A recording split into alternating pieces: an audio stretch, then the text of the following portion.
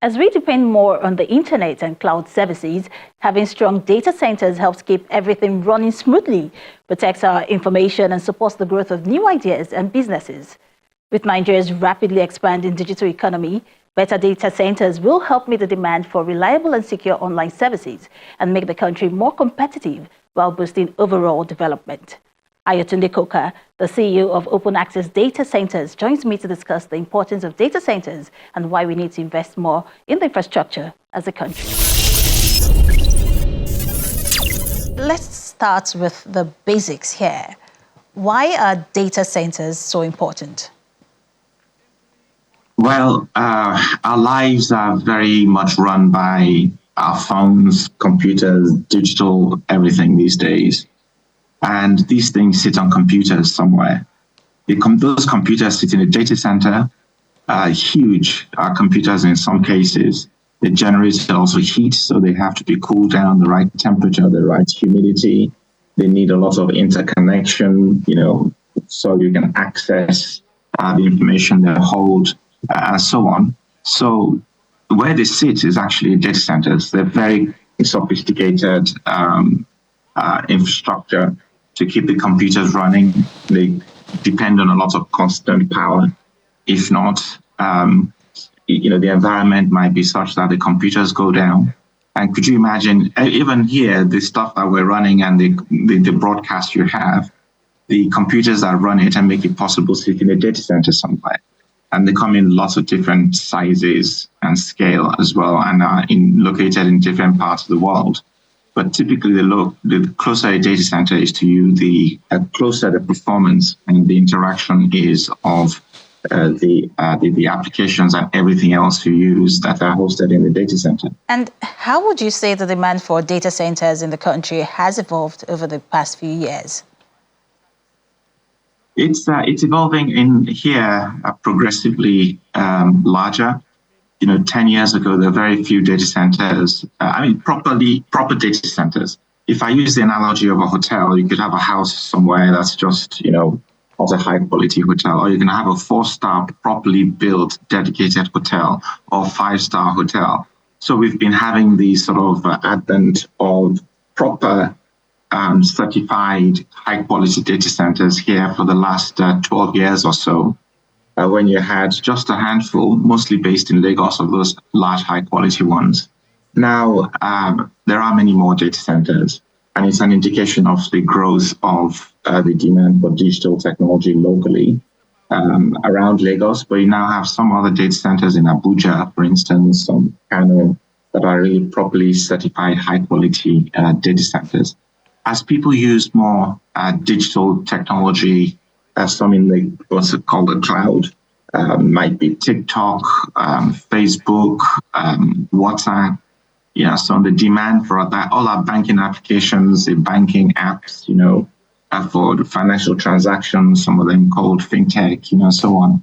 The demand has grown significantly. Of course, once that happens, it demands more demand for power, for computing capacity.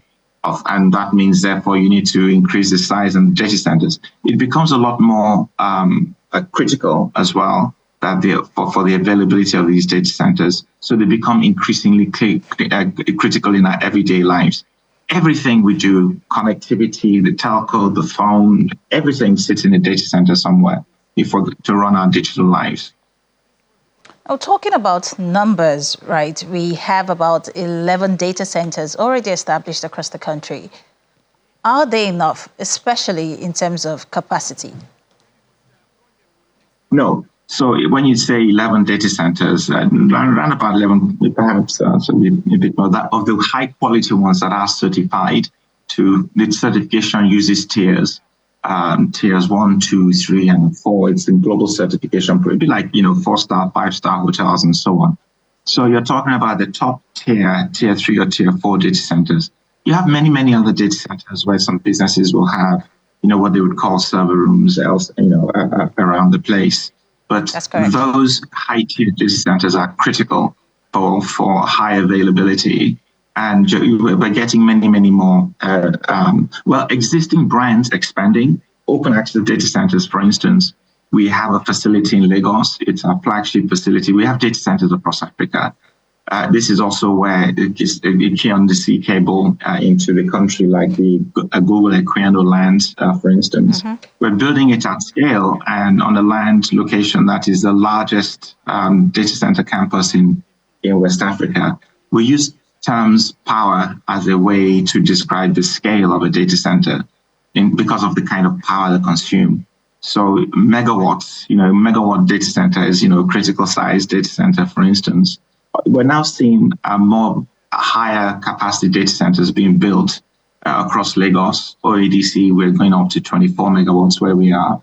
We've got Lane 1, that's been one of the longer brands here as well. Rack Center, 21st Century, Galactic Backbone in Abuja. So the increasing number of data centers that are very, very high scale. And we've also had more international entrants. You might have heard the global company Equinix having acquired Main One.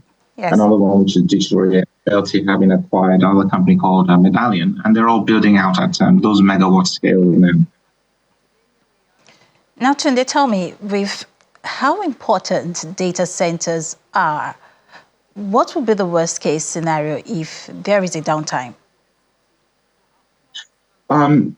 Typically, the computers stop working. And could you imagine if the impact on the bank, if the data center goes down, all of the communications go down, all of those apps go down, you can't interact with the bank, the situation will be very, very critical indeed. Everything just stops. The connectivity stops. Customers cannot transact with the bank. And it's like, actually, you could also have serious fraud if a bank has to go to manual operations. Imagine if your email somewhere goes down and you can't use email anymore. A telco data center goes down, suddenly the phones don't work. And, the impact on businesses, on lives, on individuals can be significant indeed. That's why there's fundamental infrastructure that keeps our digital lives going. Now, talking about impact, do we have clear policies and procedures, for how such data infrastructures should be managed? Yes, it is. It's like, most critical aspects of infrastructure or other things. You have to have key procedures. You have to get yourself certified to the right standard. Those certifications give comfort that there are minimum standards in terms of how those data centers run. The uptime, for instance, I've talked about the criticality of not having downtime. So the uptime certifications matter. The international standards certifications for information security management and business continuity and so on. All these matters, they do matter. If you don't have the right operational processes, of course, human error comes in. And, a significant amount of downtime can be caused by human error. So you need very, very highly qualified individuals with very clear processes and controls to make sure that you maintain reliability and uptime of these critical infrastructure. Now, Tunde, earlier you mentioned that data centers are quite expensive to run. Would you say that we're investing enough in the infrastructure as a country, or do we need to do more? We need to do, and a lot more is in process right now. It takes a good 18 months, 2 years to build a high-quality data center. So we have the large capacity data centers coming in of the right quality of construction. I've talked about what we're doing at Open Access Data Centers, or OEDC. Another scale one, a company I used to run, Rack Center in mainland. There's other capacity from companies like Africa Data Center coming on stream as well. You see, a lot of what we use in cloud and so on are held in data centers sometimes in Europe. The more we're able to localize that data, the higher performance we have, but it has to be in the right scale and quality of construction, of operational management, for instance. So we need to invest more. As the higher scale capacity come in, you will find much more hosting of global cloud systems locally here that many companies run. You see, data centers are also critical for the digital economy. Give you an example. It typically takes around about $10 million of investment to build a 1 megawatt data center.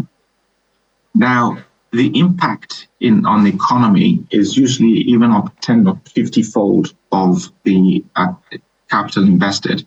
So if you were building a 10 megawatt data center, it would be investing around about $100 million.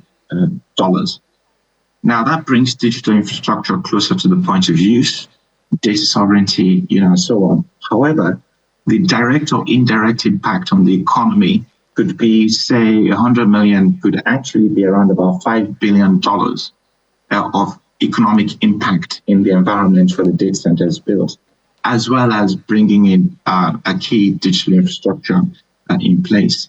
Now, you also have, that's one, you spend a lot of money to build the data center. Secondly, you now have to operate the data center. You interact with utility companies. You have maintenance companies for power, for cooling. The indirect impact on economies is significant indeed. Now, lastly, we heard recently that the government is building a data center capable of storing up to 1.4 petabytes of data. How will this enhance the country's data management infrastructure, Tunde? Yeah. First of all, I would suggest that we have enough very high quality private data centers in place with the right amount of connectivity that's required. It's very, very specialist, as I suggested, and a significant amount of capital to build.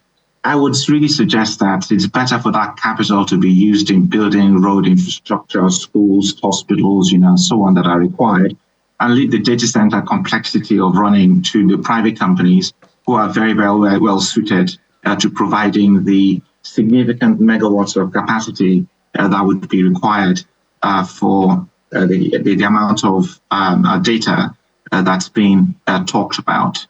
Oh, well, Tunde, it definitely was a pleasure having you on the program. Tunde Coker, CEO of Open Access Data Centers. Thank you so much for joining us on Tech Trends. It's a pleasure. Thank you very much.